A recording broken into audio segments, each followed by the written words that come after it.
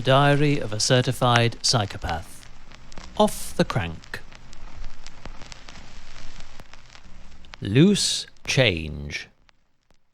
By far the briefest ride I have ever logged, and back in the distant, though not so dim, golden brown era of my cyclical past, when an objective level of credible fitness coincided with what most seasoned weekend warriors would call a serious hobby, I never believed I'd stoop this small to round up such meagre mileage. Though when motivation is in scarcer supply than a certain brand of sustainably soda-streamed mineral water, it is crucial that one recognises the extra effort one makes to enthuse a still and chilled autumnal night with heart-warming sparkle, even though their legs may lack any real fizz. More walking therapy,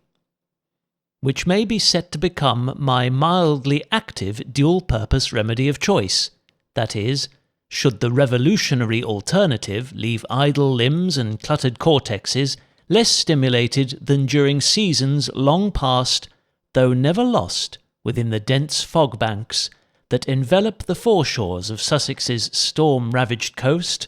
then drift inland beneath rain-bearing hay bales, to meld with misty veils roaming the skies above its panoramic patchwork of ploughed fields and fecund hedgerows.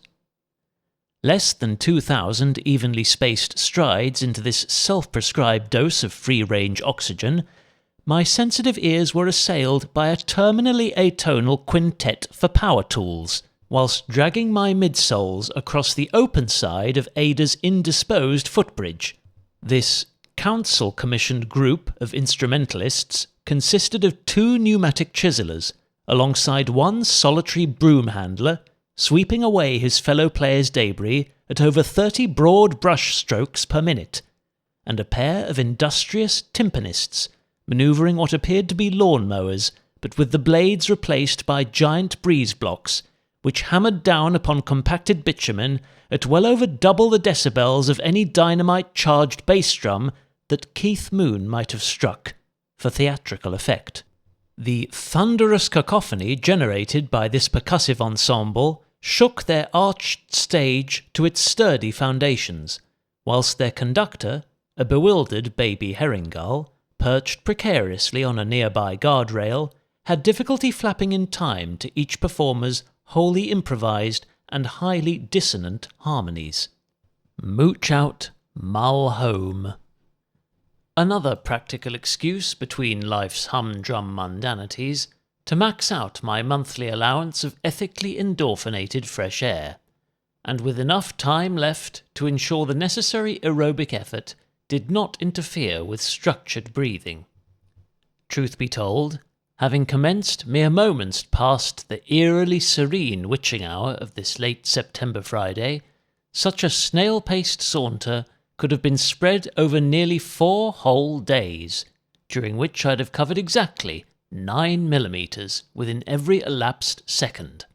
and at a frequency of 0.66 star strides per minute. A challenge even in zero gravity.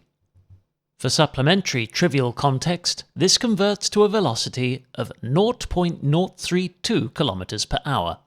a value we obtain by dividing the total distance I travelled with the month's remaining 95 hours.